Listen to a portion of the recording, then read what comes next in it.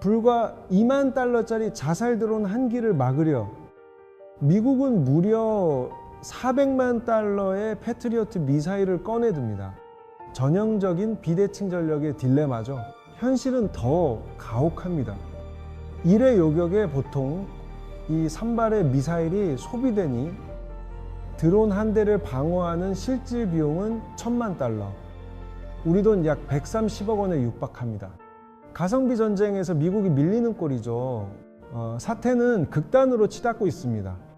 미국과 이스라엘의 합동 공습인 작전명과 에픽 퓨리가 개시된 지 불과 일주일 만에 중동 정세는 유례없는 파국을 맞이했습니다. 이란의 최고 지도자가 사망하고 국가 생존의 보루인 미사일 발사 능력의 90%가 괴멸되었습니다. 지정학적 리스크가 수출주도 국가인 한국 경제에 실질적인 위협으로 다가온 순간입니다. 게다가 해상 봉쇄를 위한 함선 30척이 격침되었고 혁명수비대의 신장부인 핵심 간부 40명이 일제히 제거되었습니다. 하지만 이란은 여전히 항복을 거부하고 있습니다. 그 이유는 무엇일까요? 우리의 상식적인 지정학적 계산에 따르면 바로 이 시점에서 항복과 협상이 시작되어야 합니다. 경제적 합리성이나 비용 대비 편익 분석으로 봐도 더 이상의 출혈은 국가적 파산과 체제 소멸을 의미하기 때문이죠. 하지만 이란의 선택은 우리의 예상과 완전히 달랐습니다. 그들은 정밀 폭격이 쏟아지는 일촉즉발의 상황에서도 지하 벙커에서 온라인 화상회의를 소집했습니다. 항복이 아닌 새로운 국면의 전쟁을 준비한 것입니다. 사망한 최고 지도자의 아들을 즉각 후계자로 세워 지휘체계의 공백을 메웠고 오히려 전면적인 결사항전을 선언했습니다. 비대칭 전력이 90% 소멸된 상태에서 나온 이 도끼 어린 결정은 국제사회를 경악해 했습니다. 여기서 우리는 한국적 시각에서 근본적인 의문을 던져야 합니다. 왜 이란은 이토록 절망적인 상황에서도 협상 테이블에 앉지 않는 걸까요? 무엇이 그들을 이 비합리적인 항전으로 몰아넣는 것일까요? 미국의 군사적 압박조차 통하지 않는 이 거대한 딜레마. 오늘 우리는 이란을 움직이는 5가지의 깊은 구조적 진실을 하나씩 파헤쳐 볼 것입니다. 이는 우리 수출 경제와 에너지 안보에 직결된 아주 치명적인 리스크의 실체입니다. 이 정교한 메커니즘을 이해하고 나면 현재 중동 전쟁의 향방이 단순히 힘의 논리가 아닌 완전히 다른 관점으로 보이실 겁니다. 대한민국 경제의 운명을 결정지을 핵심 변수죠. 첫 번째 구조적 진실은 바로 비대칭 비용 구조입니다. 미국의 재무제표가 속수무책으로 타들어가고 있습니다. 에픽 퓨리 작전 초기 단 100시간 동안 벌어진 일만 봐도 알 수 있죠. 미국이 이 단기간의 작전 수행을 위해 쏟아부은 군사적 자산과 운영비는 무려 37억 달러에 달합니다. 상상을 초월하는 혈세가 중동의 모래바람 속으로 사라진 셈입니다. 현재 추세를 보면 하루 평균 9억 달러가 증발하는 무서운 페이스입니다. 한 달이면 270억 달러. 전쟁이 3개월만 지속되어도 800억 달러를 훌쩍 넘깁니다. 미국의 감내 수준을 시험하는 숫자죠. 전쟁이 장기전의 늪으로 빠져들수록 미국의 재정적 부담은 기하급수적으로 팽창하도록 설계되어 있습니다. 이것이 이란이 버티는 가장 강력한 경제적 무기인 셈입니다. 이란은 바로 이 비용 격차를 철저히 전략적 레버리지로 활용하고 있습니다. 시간이 흐를수록 미국의 재정적 출혈은 커지지만 이란은 저비용 비대칭 전력을 방패 삼아 그 시계추를 늦추고 있죠. 이들의 목표는 고전적인 군사적 승리가 아닙니다. 끈질기게 버티면서 미국의 기회비용을 무한정 끌어올려 전비 부담을 미 본토의 한계치까지 밀어붙이는 것이 핵심 계산입니다. 결국 미국 내에서 이 막대한 비용을 치르며 중동 전쟁을 지속할 가치가 있냐는 회의론이 폭발하기를 기다리는 겁니다. 민주주의 국가의 약점인 여론의 피로도를 정밀 타격하는 셈이죠. 여기에 이란이 쥐인 또 다른 치명적인 카드가 더해집니다. 우리 대한민국 같은 에너지 수입 의존도가 높은 국가에겐 가장 공포스러운 시나리오, 바로 호르무즈 해협입니다. 세계 해상 원유 물동량의 약 27%. 매일 이 0만 배럴의 원유가 이곳을 통과합니다. 이 좁은 수로가 막히는 순간 글로벌 공급망은 즉각적인 동맥경화에 빠지게 됩니다. 그러나 전쟁 발발 직후 혁명수비대는 해협 봉쇄를 선언했고 민간 상선의 통항은 사실상 마비되었습니다. 국제 유가가 1배럴당 10달러 오를 때마다 아시아 신흥국들의 경제 성장률은 최대 3%포인트 하락합니다.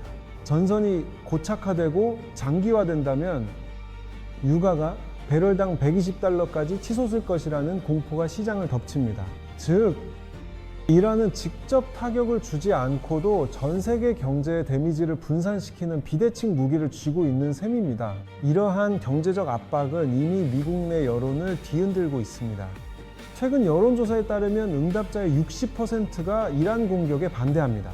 실제로 최근 미 여론조사를 보면 지상군 파병, 즉 boots on the ground에 찬성하는 비율은 고작 12%에 불과합니다. 정치권에서 선뜻 꺼낼 수 없는 카드가 된 셈이죠.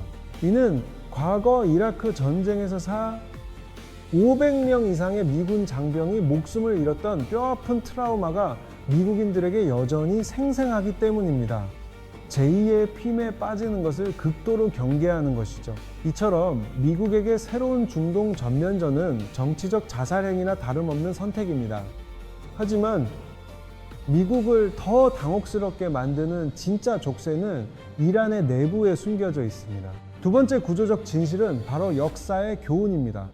단순한 경제적 비용 계산보다 이란 지도부의 생존 본능을 더 강력하게 자극하는 지점이죠. 스스로 핵이나 비대칭 전력을 포기했던 국가들이 이후 어떤 참혹한 말로를 겪었는지 이란은 역사가 남긴 이 섬뜩한 교훈을 절대 잊지 않고 있습니다. 이 학습 효과가 이란 지도부의 판단 근간을 완전히 바꾸어 놓았습니다. 단순한 고집이 아니라 국가 생존 알고리즘이 철저히 재설계된 것이죠. 첫 번째 사례는 2003년 12월입니다.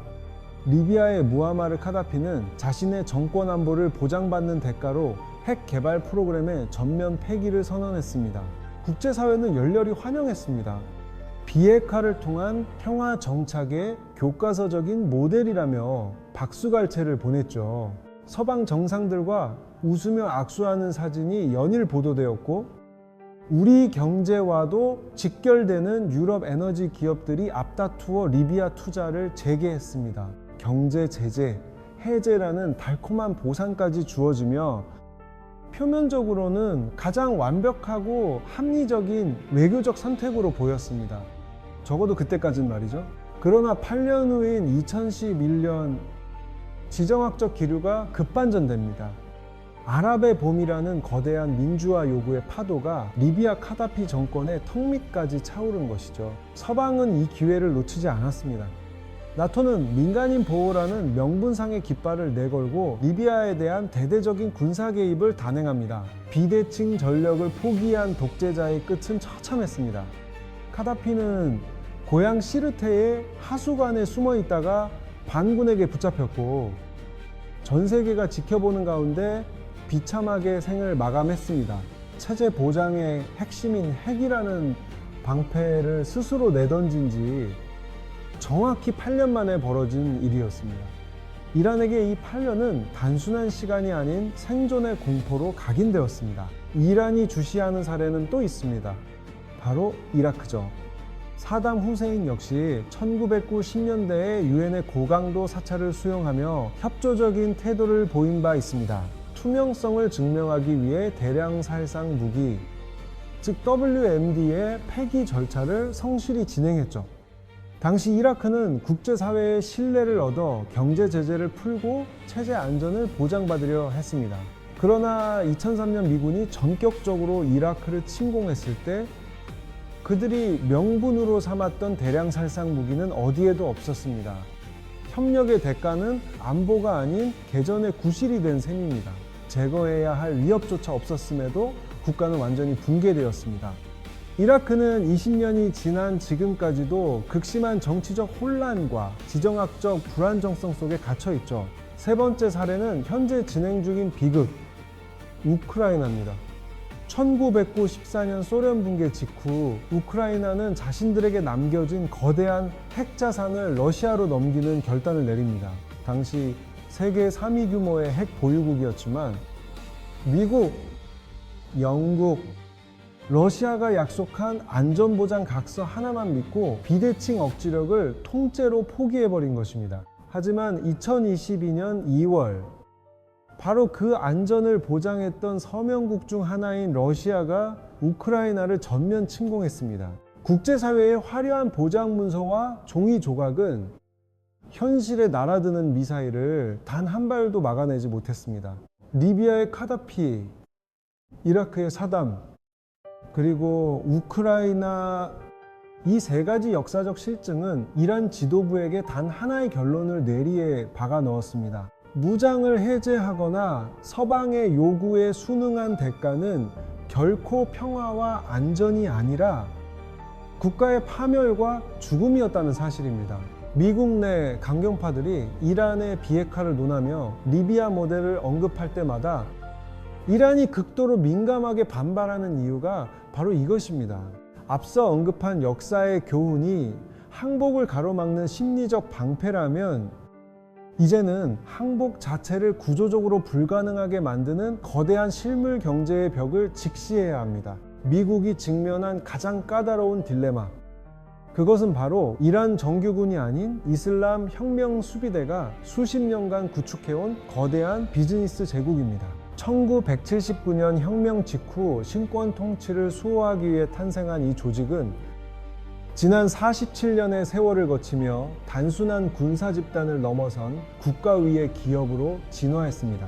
석유 시추부터 건설, 통신, 금융, 심지어 유통과 농업에 이르기까지 이들은 이란 실물 경제의 모든 혈맥에 뿌리를 깊게 내리고 있습니다.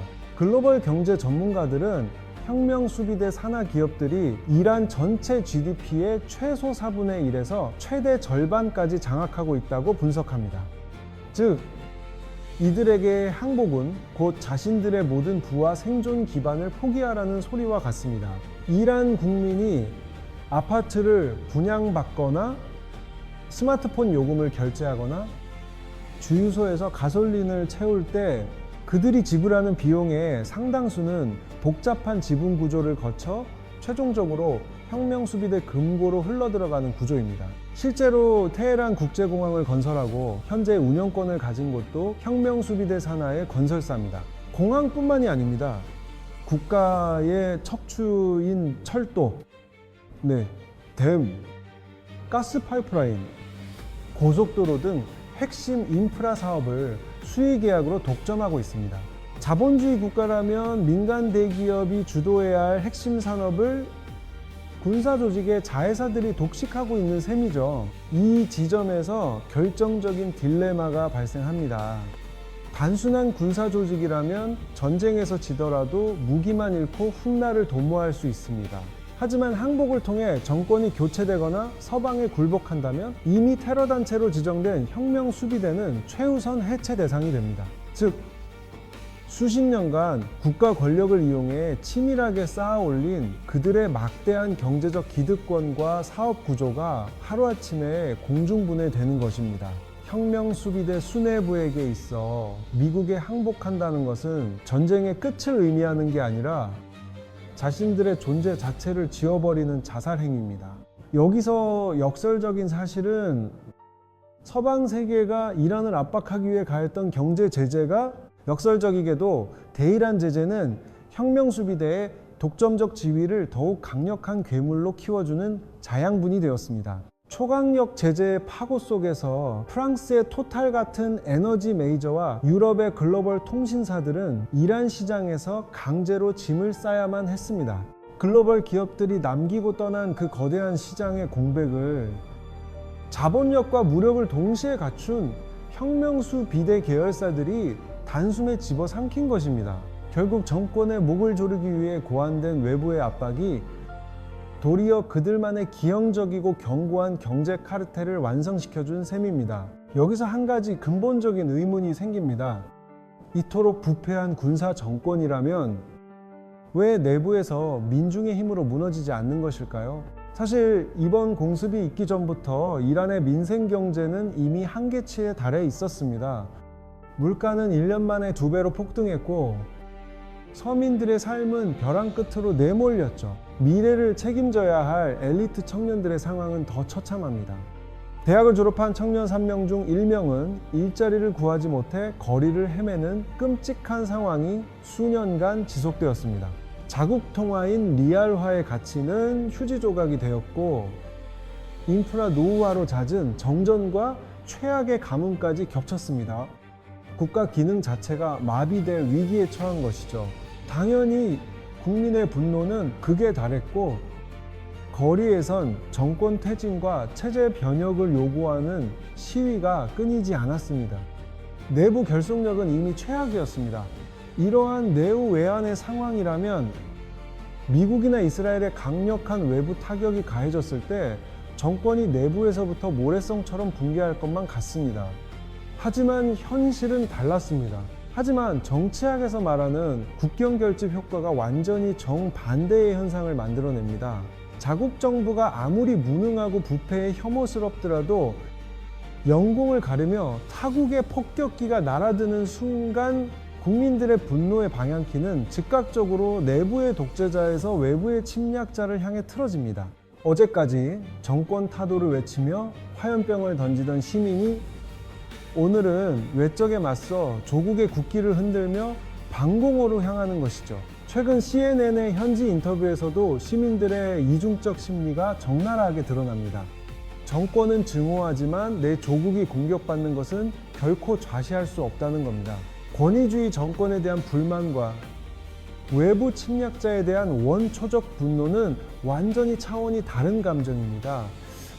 아무리 집안 싸움이 치열해도 외부인이 내 집 대문을 부수고 들어오면 온 가족이 몽둥이를 들고 뭉치는 것과 같은 이치죠. 이러한 반사적인 민족주의의 결집 이면에는 이란인의 DNA에 깊게 각인된 치명적인 역사적 트라우마가 숨어 있습니다. 우리 대한민국이 일제강점기의 기억에 민감하듯 그들에게도 잊을 수 없는 기억의 습격이 있죠. 1953년으로 거슬러 올라가 보겠습니다. 바로 1953년 모사데크 총리 축출 사건입니다. 당시 민주적인 선거로 뽑힌 모사데크 총리가 영국이 독점하며 막대한 이익을 챙기던 이란의 석유 산업을 국유화하겠다고 선언하자 서구 열강은 발칵 뒤집혔습니다. 자국 기업의 이익에 치명적인 타격을 입은 미국 CIA와 영국의 MI6가 비밀리에 합동 쿠데타를 공작하여 합법적인 총리를 실각시켜버렸습니다. 이것이 이른바 아약스 작전입니다. 국민의 손으로 직접 뽑은 지도자가 강대국의 보이지 않는 손에 의해 헌신짝처럼 벌여진 이 사건은 이란 현대사에서 가장 씻을 수 없는 수치이자 상처가 되었습니다. 외세는 결코 믿을 대상이 아니다라는 인식이 뼛속까지 박힌 계기죠. 미국 정부 스스로도 2013년이 되어서야 이 쿠데타 개입 사실을 기밀 해제하며 공식 인정했죠. 이는 음모론이 아닌 실존하는 역사적 팩트로서 이란인들의 뇌리에 박혀 있습니다. 문 밖에서 보이지 않는 손이 불쑥 튀어나와 우리 국가의 주권을 짓밟고 지도자를 갈아치웠다는 이 공포스러운 기억은 세대를 초월해 유전되었습니다. 할아버지의 울분이 손자의 반미정서로 이어지는 구조죠. 그런데 70년이 지난 지금 다시 한번 서방이 정권 교체를 명분으로 경제 제재와 폭격의 위협을 가하고 있습니다. 이는 이란인들에게 정확히 과거의 트라우마를 발작시키는 기폭제가 됩니다. 내부적으로 부패한 정권을 바꾸고 싶은 마음은 굴뚝 같지만 그것은 철저히 우리 이란인의 손으로 할 일이지 또다시 외세의 폭탄을 빌려 할 일이 아니라는 배타적 민족주의 심리가 지배하는 겁니다. 이러한 저항적 DNA를 콘크리트처럼 단단하게 굳혀버린 결정적 사건이 하나 더 있습니다. 바로 1980년부터 8년간 이어진 현대사에서 가장 처절했던 이란 이라크 전쟁입니다. 사담 후세인이 전격적으로 이란을 침공했을 때 혁명 직후의 이란은 국제사회에서 완벽하게 고립된 왕따였습니다.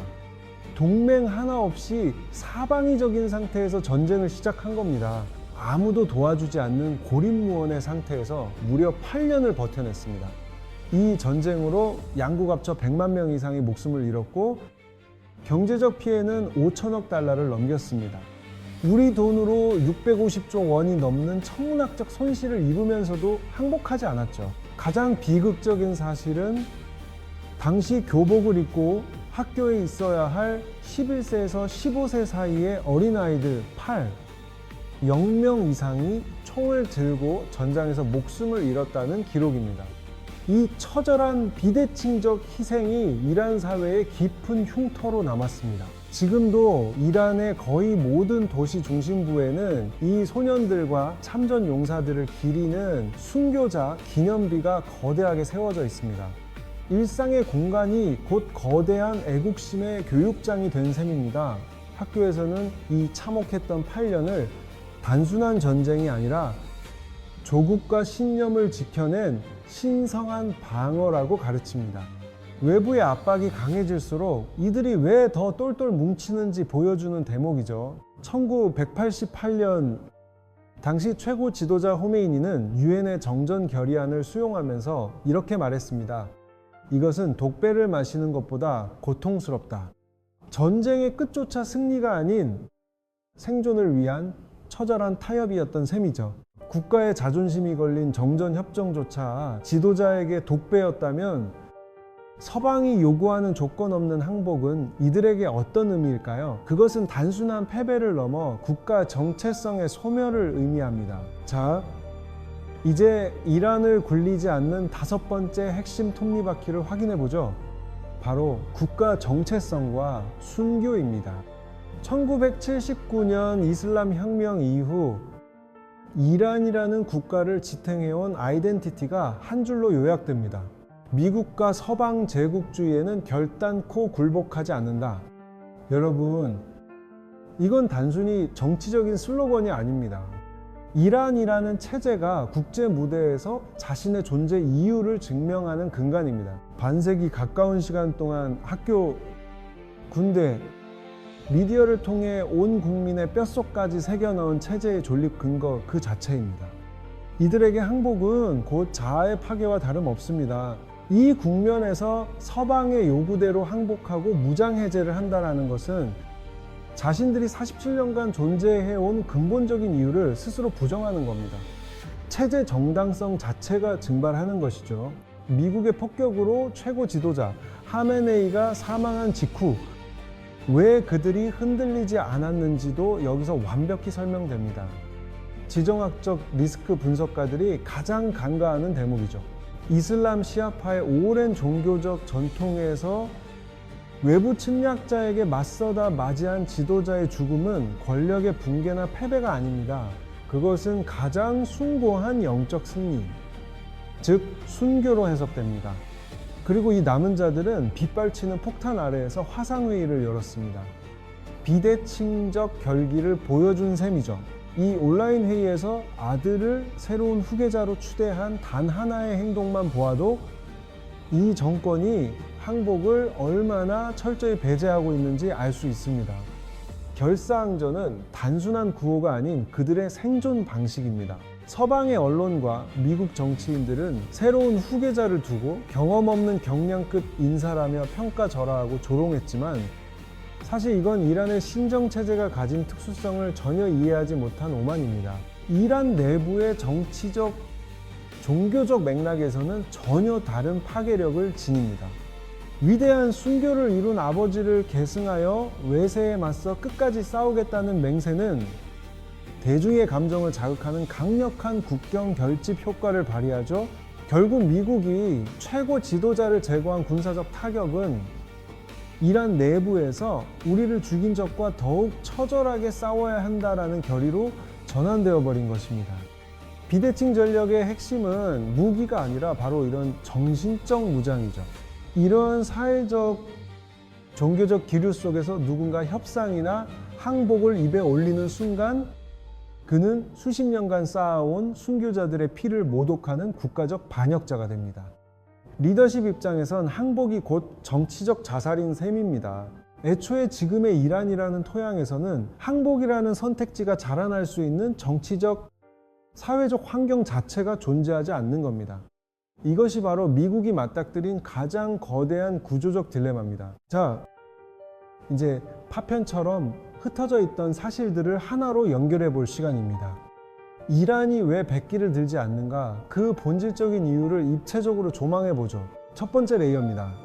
리비아나 이라크처럼 무장 해제한 국가들이 맞이했던 비극적인 최후라는 역사적 교훈이 그 밑바탕을 아주 견고하게 깔고 있고, 그 위에는 항복하는 순간 공중분해될 혁명수비대의 막대한 기득권 경제 제국이 거대한 기둥을 세우고 있습니다. 생존이 곧 비즈니스인 셈이죠. 여기에 1953년 쿠데타와 1980년대 장기전의 트라우마가 만들어낸 외부 타격에 대한 맹목적 결집 심리, 즉 국경 결집 효과가 강력한 접착제 역할을 합니다. 심지어 시간을 끌수록 막대한 요격 비용과 유가 상승으로 미국의 발목을 잡을 수 있는 지정학적 구조마저 이란의 손을 들어줍니다. 우리 수출 경제에도 치명적인 변수가 바로 이 지점이죠. 그리고 마지막으로 반세기 가까이 국가의 척추로 삼아온 반서방 정체성과 순교의 이데올로기가 꼭대기를 덮고 있죠. 이것은 단순한 슬로건이 아니라 이란이라는 국가를 지탱하는 정신적 근간입니다. 이 5개의 견고한 레이어가 단일한 톱니바퀴처럼 빈틈없이 맞물려 돌아가고 있는 것이 현재 중동의 본질입니다. 각각의 구조가 서로를 지탱하며 거대한 방어벽을 형성하고 있죠. 이 구조 중 어느 하나만 타격을 입힌다고 해서 이란 전체가 항복 문서에 서명하는 일은 결코 일어나지 않습니다. 부분적인 군사적 압박이 전체 시스템을 굴복시키기엔 이 벽이 너무나 두껍습니다. 이 5개의 층이 동시에 무너져야만 항복이 가능하지만, 그것은 곧 이란이라는 국가가 지구상에서 영구히 소멸하는 것과 같은 의미를 지닙니다. 즉, 항복의 대가가 국가의 실종인 셈입니다. 미국에게 항복이란 전쟁을 종결짓는 하나의 합리적인 선택입니다. 하지만 이란에게 항복이란 자신들의 존재 자체를 소멸시키는 행위입니다. 스스로 존재를 끝낼 수 있는 국가는 이 세상 어디에도 없습니다.